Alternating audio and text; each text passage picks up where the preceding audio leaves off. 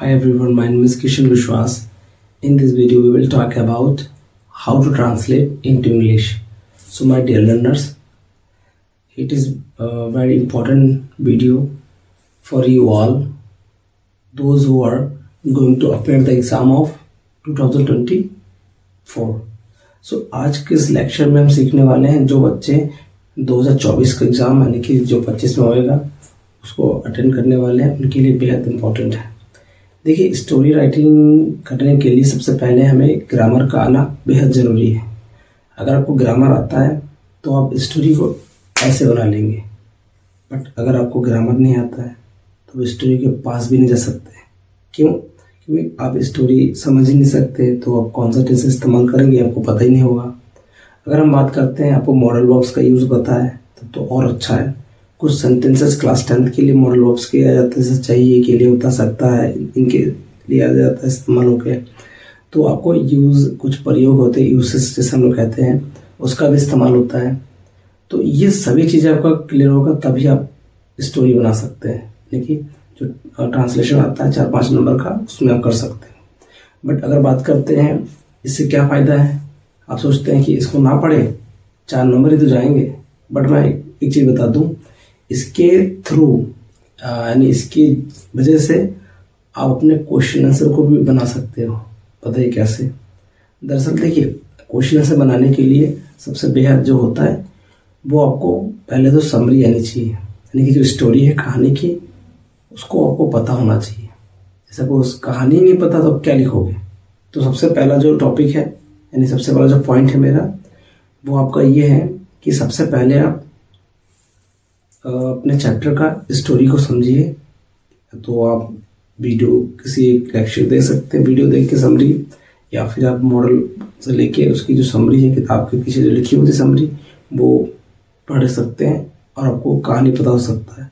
कहानी पता करने के बाद आप क्या कर सकते हो, आपको ग्रामर जब आता है तो आप उसी को ट्रांसलेट कर सकते हो। तो ये आपका एक प्लस पॉइंट है ट्रांसलेशन का और ग्रामर सीखने का। इसमें एग्जांपल लेता हूँ, आपको कोई भी क्वेश्चन आया हो, जैसे मैं क्लास 10th का अगर एक चैप्टर द लंचो जानते हैं, the letter to God, Lencho के बारे में अगर बात करता हूँ, शायद आपको पता हो, तो आपने देखा है कि लंचो एक गरीब किसान था, एक गरीब किसान है। देखिए, था और है प्रेजेंट और पास्ट में चला जाता है। अगर मैं कहता हूँ है तो इसका प्रयोग करेंगे तो लंचो वाज अ, या लंचो इज है तो लंचो इज अ पुअर फार्मर। तो इस प्रकार हम बना सकते हैं। तो आपने देखा अगर आपका टेंसेस क्लियर है तो आप स्टोरी बना सकते हो। बट अगर आपका टेंस नहीं क्लियर है तो रट्टा करके यानी कि रटंती विद्या तरह लिख के चले आए तो बादशाह से अगर आपका एग्जामिनर ठीक से चेक कर लेगा तो नंबर आपके चले जाएंगे। अगर किस्मत अच्छा होगा, पेन चल गया, नंबर मिल गया आपको। बट मैं कहता हूँ अगर आपके पास मतलब समय है, अभी आपके पास क्या है, दिसंबर और जनवरी, फरवरी भी है, वो मान लो कुछ दिन तक फरवरी के मिल जाएंगे, तो आपको मतलब समय है। आप अच्छे से अगर पर डे 2 घंटे निकाल भी लेते हैं तो आप अच्छे नंबर प्राप्त कर सकते हो। अगर मैं बात करूँ, अगर ग्रामर अगर कम आपका क्लियर नहीं है तो शायद ये बना पाओ। जैसे मैं एग्जांपल लेता हूँ, अगर हैज़ हैव का यूज़, देखिए हैज़ हैव का यूज़ अलग अलग सिचुएशन में अलग अलग होता है। जैसे मैं बात करूँ, अगर हैज़ का या हैव का यूज़ थर्ड फॉर्म के साथ करते हैं तो ये हमारा परफेक्ट टेंस का होता है, प्रेजेंट परफेक्ट टेंस में इस्तेमाल होता है। अगर हम कहते हैं इसका यानी कि हैव का यूज़ हैव हैज़ के साथ अगर कोई नाउन या कोई कॉम्प्लीमेंट पूरा कर लेते हैं, लिखते हैं, तो वो हमारे यूज़ में आ जाता है। इसे पास रखने के लिए इस्तेमाल करते हैं। अगर इसके साथ वर्ब की फर्स्ट फॉर्म का इस्तेमाल करते हैं तो कोई चीज़ को अनिवार्यता दर्शाने के लिए इस्तेमाल किया जाता है। जैसे मेरे पास एक किताब है, आई हैव अ बुक। देखिए, मेरे पास पेन है, आई हैव अ पेन। तो ये हमारा क्या है, यूज़ हो गया, पास रखने के लिए हैज़ हैव का इस्तेमाल कर रहे हैं। अगर मैं कहता हूँ मैं काम कर चुका हूँ, आई हैव डन, या I have done my work, मैंने अपना काम कर लिया, I have done my work. देखिए, वर्क की फर्स्ट फॉर्म, मैं लिख चुका हूँ, आई हैव रिटन, तो आई हैव रिटन, मैं लिख चुका हूँ। तो देखिए यहाँ पे टेंसेस का इस्तेमाल हुआ। अगर मैं कहता हूँ मुझे जाना पड़ता है, आई हैव टू गो, मुझे खाना पड़ता है, आई हैव टू ईट। देखिए, हैव टू के साथ वर्ब की फर्स्ट फॉर्म मैंने लगा ली, आई हैव टू ईट। तो उसी प्रकार अगर सेंटेंसेस आपका किसी भी मेल में आ सकता है, कोई किसी को पता नहीं कौन सा आ जाए।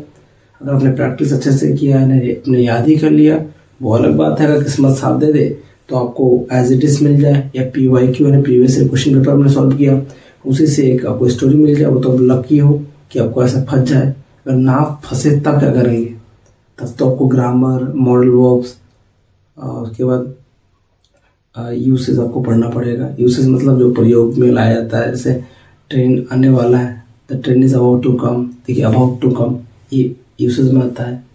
तो ये सब चीज़ें आपको क्लियर होना चाहिए, तभी आप स्टोरी बना सकते हो। स्टोरी बनाने के लिए अगर डेली बेस में अगर 2 लेक्चर देखते हैं, एक वीडियो देखते हैं, तो आप स्टोरी बनाना सीख जाएंगे, ये मेरा प्रॉमिस है। तो सबसे पहले आपको 2 घंटे का टाइम निकालना होगा, पर डे एक टॉपिक आपको क्लियर करना है। सबसे पहले आज तो मैं आपको बता रहा हूँ कि किस कदर आपको पढ़ना है। तो सबसे पहले अगर मैं बात करूँ तो आने वाली वीडियो में सबसे पहले मॉडल वर्ब्स के बारे में चर्चा करेंगे। से अगर आप जानते हैं मॉडल वर्ब्स किसे कहते हैं, एक होता है can, could, may, might, shall, should, will, would, should, must, ought to, not to, need to, ought to, not to.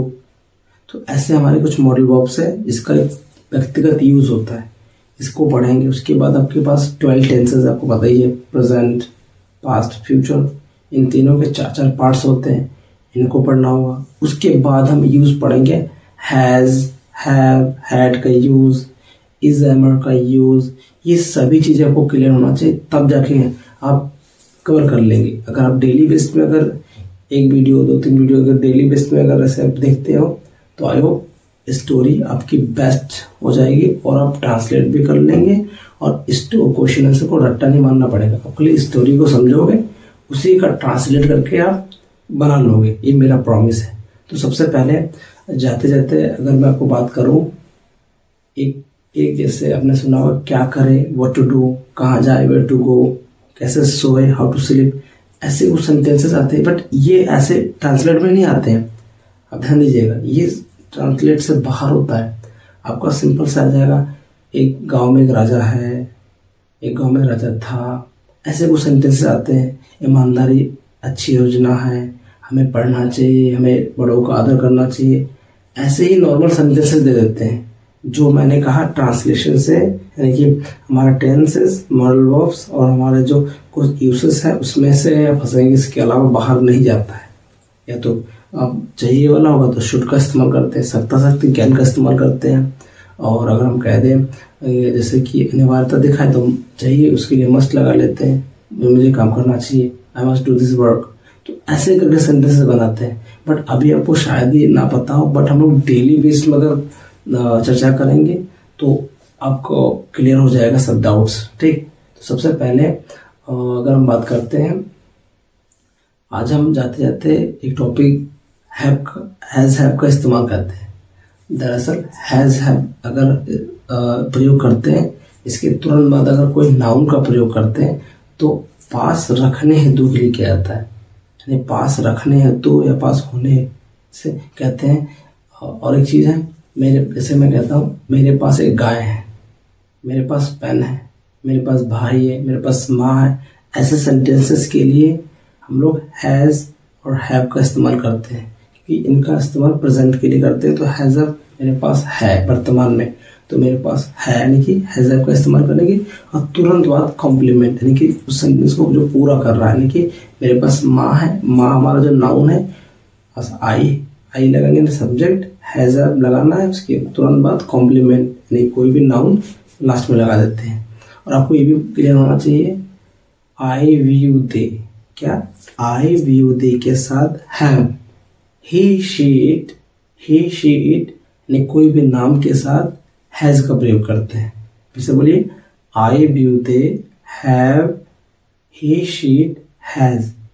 तो मेरे पास माँ है, आई हैव अ मदर, मेरे पास पेन है, आई हैव अ पेन। तो देखिए आई के साथ हमारे पास किताबें हैं, वी हैव बुक्स, तो वी हैव बुक्स, उनके पास किताबें हैं, दे हैव बुक्स।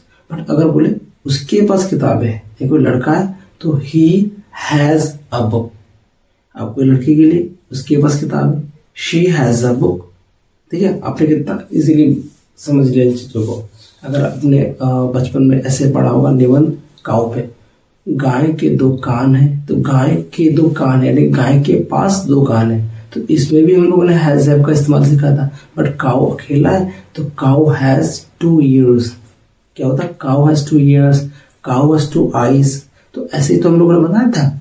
तो हैज और हैव का इस्तेमाल प्रेजेंट टेंस के पास होने के लिए इस्तेमाल करते हैं।